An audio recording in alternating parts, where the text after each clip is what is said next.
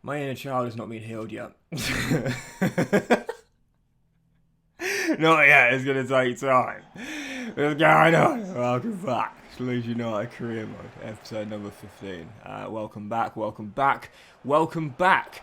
So heading into today's episode, we're starting with Everton away at Goodison Park with our Leeds side right now, aiming to keep what has been a decent start to the season going. Obviously, you know, last season finishing the top four on the final day. I said this year, I want to make sure we don't drop out of the top four now. It wouldn't be a disaster if we did, but I feel like now, like, we're more than good enough to be a title challenger, let alone a top 14. And we've got B-Tech Harden up top. He gets the first goal of the game here, and his 12th in 14 games start the season off. We've improved in the summer with Marcus Edwards coming in on that right-hand side. Just so Marca to Lucas Paqueta. You know, we've really improved the team in the summer window. Some big-name signings and real quality as well.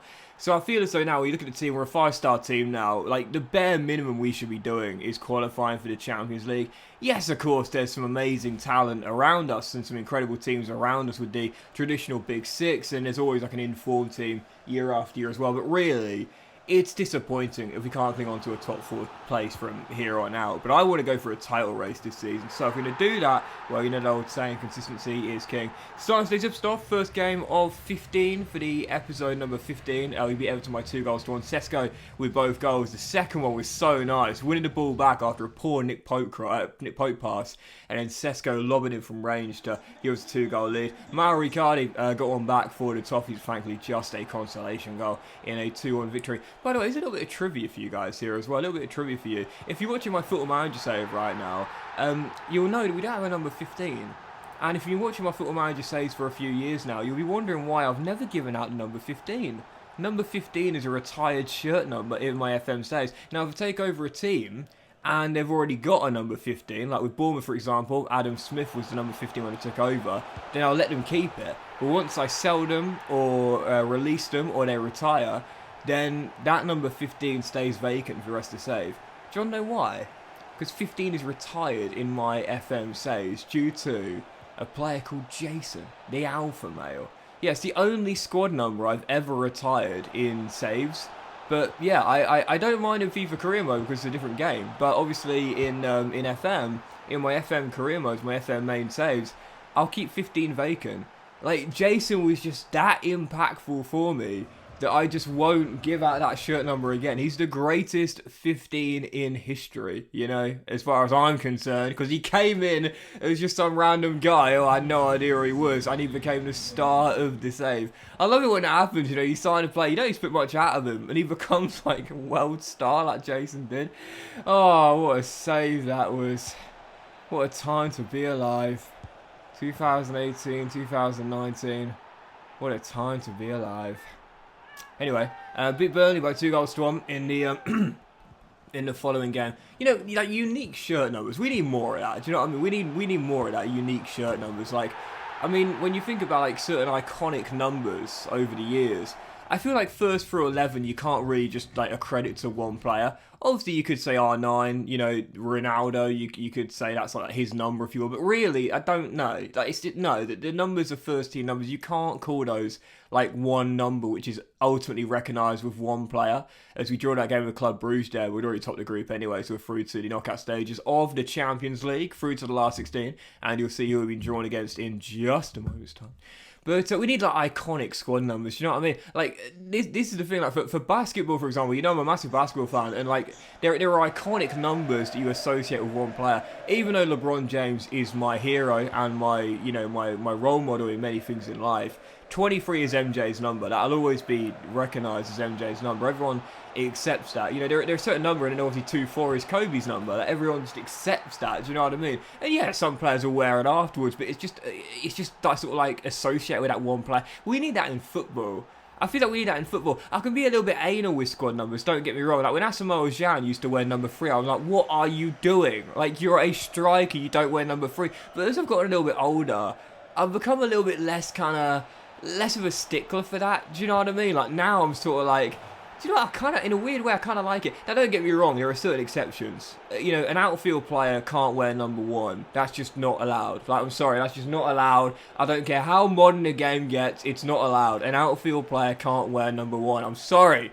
Maybe it's me being part of the goalkeepers union, but no, number 1 is our number. It's ours, So the 1, as far as I'm concerned, has to be reserved for the goalkeeper as we go to Old Trafford and win big 3-0 here against Manchester United. Absolutely dominated Erik ten Hag's side. Played off the park here at Old Trafford, and Joe Gelhardt wrapped it up with a Rabona goal off the bench as well. Love that Rabona goal there. But, I feel as though, like, certain things, just are not allowed. Like, I know Rui Patricio wore number 11 where he joined Wolves. In a way, I kind of like that, though. And here's the reason I like that. Because, obviously, for those who don't know the story, Carl Ikeme, Wolves goalkeeper, was diagnosed with cancer. And I think forced into an early retirement due to that, and then became a goalkeeping coach. So Wolves kind of like unofficially retired the number 1. Not officially, because as you know, Jose Sarr eventually took number 1 after Rui Patricio. But Rui Patricio didn't want to take the number 1 away from Carl Ikeme. He wanted to honour Carl Ikeme's legacy and allow that number 1 to be retired in his honour. Oh, so close. I'm getting there, guys. I am getting there. Lucas Paqueta going so close there to the halfway line goal, rippling the roof of the net. So I kind of like that when Patricio wore number 11, putting the 1s together, kind of like a sign of good faith and respect for Carl Ikeme. I kind of like that, to be fair. And Jose Sarr was like, screw you and your cancer. But no, just kidding. I think Jose Sarr got permission from Carl Ikeme anyway. But so that's a nice story, that. I quite like that, like number 9, for example, you couldn't give number 9 to like a centre-back or a full-back. Like, that just wouldn't be allowed. I'm sorry. Like, it just wouldn't be allowed. Like, if I was managing a team and I was like signing Mbappe and no, if I was signing a team and number 9 was vacant and I was signing, I don't know who the best centre-back in the world is nowadays. I don't know, just the best centre-back in the world, whoever that is right now. Or the best defender in the world, whoever you can call that as. Like, I just wouldn't let him have number 9. I'm sorry. Like, if I'm PSG, for example, and like obviously I'm a massive Ruben Dias fan, now I've been since his Benfica days. If Ruben Dias says, Gaffer, can I have number 9? You see the draw for the last 16 of the Champions League. We've got Rangers, Glasgow Rangers versus Leeds. Shut those shops early. There's going to be some chaos in the streets of Glasgow and Leeds when the away fans come to town there, I'm sure. Lovely feisty battle there. Looking forward to that one. Rangers versus Leeds in the last 16 there, first leg away in Scotland. But like a massive Ruben Dias fan. If I was managing PSG and Diaz was like, can I have number 9? I'm like, no, you can't. You're not allowed it. You stay in Manchester because you're not taking number 9. That's ludicrous. But I do feel as though like we do need like more unique squad numbers, and I'm getting more kind of like open to the concept of outfield players choosing like kind of weird or unique numbers. Trent Alexander-Arnold's a great example, like wearing number 66 for Liverpool. That's his number now. Like, that is his number. And if he was to leave Liverpool at some point, which personally I don't know if he ever would, I think he likes the idea of being a complete Liverpool legend. It's such a young man. He's already won everything there is to win with Liverpool, of course. But I think he kind of likes the idea of being like a total Liverpool club legend. Dominating stats like appearances and assists and stuff like that, and winning multiple honours. He's still such a young man in his early 20s, of course. So I do see Trent staying there for long term. And even so, let's say hypothetically he was to leave, I'd like Trent to keep his number 66. Do you know what I mean? Because obviously we know that Declan Rice is probably going to leave now, and it does because he's going to go to Arsenal after Man City pulled out of the bidding race. Shock horror, obviously. But I'm just going to wait until it happens. But I said it last week. I still believe that Arsenal deal was almost a dead cert, and I still believe it will be a dead cert. I'm sorry, even when Man City put the bid in, I was feeling like any Aluko out there. I was like, no, it's not going to happen. It's not going to happen. I know it's not going to happen, and it doesn't look like it's going to happen now. It still might, to be fair, but I still felt incredibly confident it's going to go to Arsenal. But lost my train of thought. But yeah, Declan Rice, West Ham, number 41. I think if he does end up moving to Arsenal, I'd like to see him keep the number 41 and not take a first team squad number. Make that his number. So when as football goes on, as the years go on, when people think of iconic squad numbers, they'd say, oh, 41, like a Declan Rice, or oh, 66, like a Trent Alexander-Arnold, I feel like squad numbers, I think that's what we need more of in football, unique squad numbers, that are accredited to like a legend of the game at some point in the future, Obviously, Trent and Declan all need to kick on to be described as legends of the game of football. But even so, they still could and be in their early 20s. But anyway. Following game here, Sheffield United heading into this game here, taking on the Blades. Nice little Yorkshire battle. Feisty game this one, to be fair, for a nice little derby, or a derby on the back of the goalless draw away against Spurs. Won it by 3-1. Ryan Brewster got himself sent off early in the game, whilst Sebastian Haller did get the Blades back in the game. Once Brewster got red carded there, that game was mine for the taking. Paquetá wraps it up, 3-1 the final score, as we continue our push towards pole position. Following game, speaking of Lucas Paquetá, we take on his former team, West Ham, heading into the game here, and early on, oh my god, this dude is ridiculous, man. Like, if you have not tried using this guy yet, give him a go, man. Like, seriously, he's unbelievable. Look at this goal, little turns, take out his man, and then just says sit on the floor, mate, as he just holds off the man trying to take a swipe at his legs for his 15th goal of the year. Benjamin Sesko back at it once again. He's got everything. He has got literally everything. He's got rapid pace. He's so strong. He jumps. He scores so many goals for his head. Right on cue here, making it 2-0. He scores bicycle kicks. He scores free kicks. He scores long range shots. I've got to be honest here, as we cut the gap to Arsenal to 6 points on the back of the win there against West Ham. So in second place right now. Gunners still in the lead though, and still the undefeated side in the division. Just one game past the halfway stage, but we're not going to keep. We're going to try and keep Mikel Arteta's side within touch distance so far. Ruben Dias right now top of the goal scoring chart. Sesko trying to retain a golden boot, 1 goal behind with 16 on the back of the brace there. Just sold my car to Lucas Paquetá. He's leading the assist race right now. What a baller this guy has been. Top of the assist charts and in the top 10 for goals as well. And Hendo is looking to win the Golden Glove as well right now. Top of the clean sheets charts as well. So as the transfer window opens, you see here, basically no money remaining. We spent it all in the summer window. I'm not going to do any business in this January window. We'll have some bids. We've got a couple of bids here to start off with for Jorginho Rutter and Lewis Cook, 2 of our squad players, but I turned them both down. Right now, we're in the last 16 of the Champions League. We've got Rangers, golden chance to make it to the quarters, because you would say we're the favourites for that tie there. We're 6 points behind Arsenal, but still within touching distance of Arteta's side. You know, we've got the FA Cup third round to come directly after this game against Liverpool, which is against Rochdale, so firm favourites that one as well. There's no need to make changes. I always say, like, if you're playing well, like, if you're going for a season, the January window comes round, even if you've got a bit of money, like, I don't recommend making changes unless you feel you need to. Like, unless you've got, like, a glaring, like, lack of depth in one position, or, you know, you've got an injury crisis, or I don't know, it's been massively underperforming. I don't think we should make changes in January. There's no point. Like, if you're doing well, just keep it going. Like, seriously, just keep it going. So, no need to make changes. I'll leave things as they are. Still, following game, first one of January, again, Liverpool away at Anfield. Pedri gave Liverpool the lead there. The young Spaniard making it 1-0. Hit the post in the second half through, as in the first half, soon after by Lucas Paquetá. But in the second half, just past the hour mark, he's back at it once again. Benjamin Sesko, I think, is the most complete striker I've used in this year's FIFA. He is literally flawless, unstoppable, strong in every aspect of the game. He makes it 1-1, heading in a corner, and then with 9 minutes to go, sets up Matt O'Reilly. Doesn't get as involved in the offensive play as much as he used to, now that he's playing as a box-to-box for us and not an attacking midfielder, but he don't mind one bit. Why is that? Because he still pops up every now and then. It's his 3rd goal of the season, 3rd in 21, and of course we are looking like an unstoppable team right now. Still undefeated on this really nice stretch as we come from behind to beat Liverpool by 2-1. What we talked about in the last episode, comebacks, man, comebacks. Massive one there, 2-1 away at Anfield. Following game, though, didn't think I need to come back from behind to win this one, though, taking on Rochdale at Leeds. And, yeah, 15 minutes in, I still had a few starters out there, to be fair, because I had a week's gap between this game and our next game, but quite a few backup boys out there as well.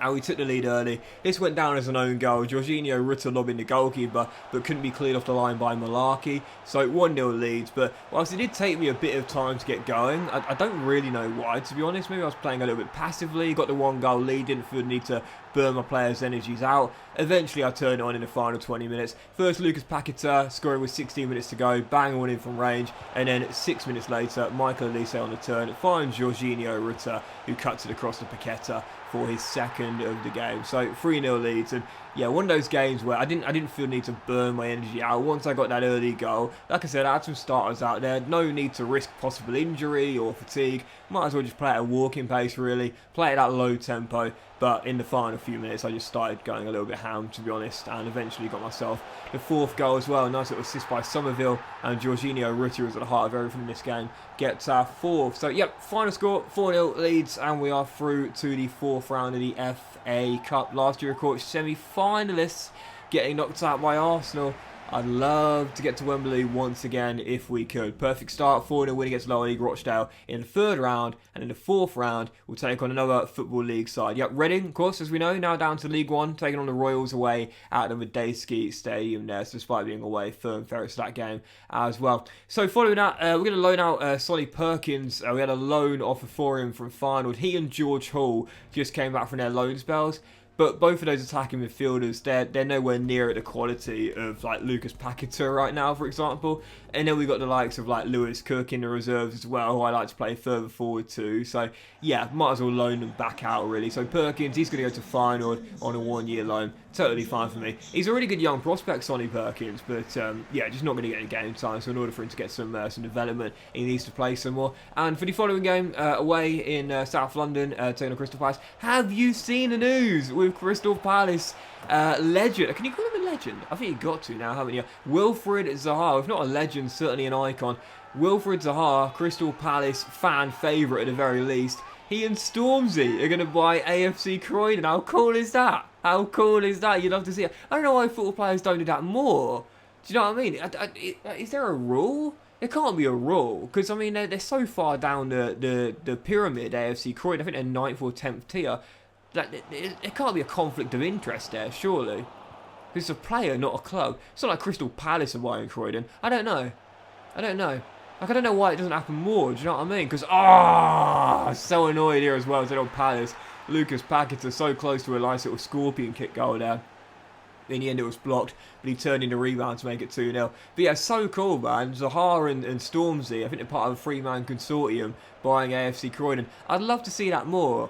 Do you know what I mean? I mean, you got the class of 92. Several of those bought Salford City. A little bit different though, of course. But we should see that more. As oh yes, by the way, totally forgot about this one here. Talk about goal of the save, no doubt about it. Jorginho Rutter. This guy's got swag, man. Seriously, it's why I've kept him. I really like him. This is goal of the save for me, no doubt about it. I know I've scored some crackers, but this is goal of the save. Ball dinked into the middle, and Jorginho with the flair, with the skill, with the first touch. Oh, yes, that's absolutely beautiful. And on the first time volley, top bins, that is goal of the save. One of my favourites in FIFA 23. That was naughty. Absolutely beautiful there from Jorginho Rutter. But yeah, I don't know why football players don't have more. Like, when you think about the money that they earn nowadays, I mean, it's just ridiculous. With all that wealth, I mean, we know that sports is such a lucrative business, right? Why not invest in a lower tier team? Why not buy a non-league club? Like, because with the money you've got and the money you can afford to pump in, you can make so many big gains as the years go by. I understand it's expensive to run a football club, but the rewards can be absolutely monumental.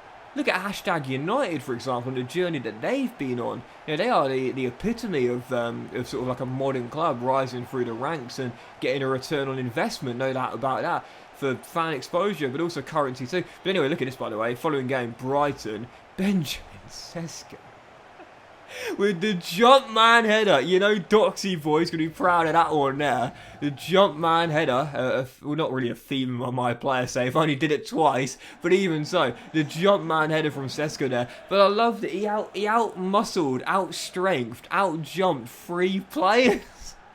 This guy's a cheat code. He's honestly an absolute cheat code. Everything about him is literally perfect. It's stupid. And the fact he's only 84 rated, that's nonsense. This guy feels like a 90 rated striker. He's unbelievable. But anyway, yeah, won the game by a goal to 0 there. The unbeaten run continued. And for the following game, travelling away from home with Daysky, Reading, the Royals, heading into this game here, taking on the League One side. It's another Rabona goal, second of the episode here, cutting the ball across the face of the goal.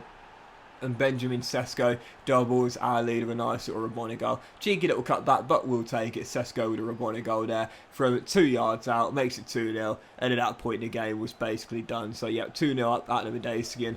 I don't know, like I feel as though now, like you might notice this, when I round a goalkeeper or I've got an open goal, I have to put a bit of style on it. Do you know what I mean? I've got to do like a skill shot or like walk it in or chip it into the unguarded net or something. I can't just... Do you know what I mean? Like, I have to do it, like, with flair. And speaking of with flair, that's all this guy does. You got to re-nickname this guy Jorginho Flair Ritter. It's unbelievable. The third goal he scores for us, just chipping it over the keeper. Oh, it's just beautiful. Takes it down in the chest, dinks it in. It's 3-0. I swear, the only way this guy can score goals is if he puts a bit of style on it. 3 to the final score, though. We're through to the last 16 of the FA Cup. And fingers crossed, touch wood, we'll get another Football League side as we aim to hopefully get back to Wembley for the second time in 2 years. Though, of course, we've got 2 more rounds to get through. Anyway, deadline day comes to an end. See the big deal there was Ravella moving on to Spurs, bolstering their title bid. As you can see, 14 games to go, or 15 for us due to the game in hand. 4 points separating the top 4. Last season was one of the best title races I've been involved in this year's FIFA career mode. This one could be just as exciting. Maybe a team less than last year when there was 5, but once again, several teams have an amazing shot at the title. Right now, Spurs are top, but if we would win our game in hand, which was here at home to Manchester United, we would leapfrog Spurs and go back into pole position. So, following game, Manchester United then on road. We destroyed them at Old Trafford. Eric Ten Hag's side looking for revenge. And they started off looking as though they were going to get it. Yep, Victor Osimhen opens the scoring. The former Napoli and Lille striker gives the Red Devils the lead. Put them under a tremendous amount of pressure, though, towards the end of the first half. I just couldn't find the breakthrough. You know, when a team is sitting so deep, so you can't get in behind like I like to, and you can't seem to find clear space to break yourself into the box. That's what was going on in this game. I was sitting so deep and I couldn't break them down. I needed an error really more than anything. And after I hit the bar late on in the first half, I only really got the one chance in the second. It fell to the man who I sold my car to, and Lucas Paqueta rewards me as well. Yep, the former Iron with the finish there. Red Devils giving the ball away. Just hoof it. Just hoof it. That's sometimes where being neat and intricate can really come out to what you. Playing the high press, they give the ball away. There's not enough time for them to react, get back in position. Paqueta sees a little bit of an opening, little bit of a gap, runs straight through it and fires it home. Leeds preserve their unbeaten streak with basically the final kick of the game. Lucas Paqueta to the rescue. So 1-1 there against Manchester United. We go level with Spurs, but still behind on goal difference with 14 games to go. And for our final game today, mid-table Burnley, Vincent Kompany's side away at Turf Moor. You know, if we talk about those players, those villains in FIFA CM that always score against you, for me, Bruno Fernandes used to be that guy. I tell you what, this guy for me as well is just so hard to stop. Kasper Dolberg, the Dane, is literally at times unstoppable. And I talk about Benjamin Sesko being a complete striker for me.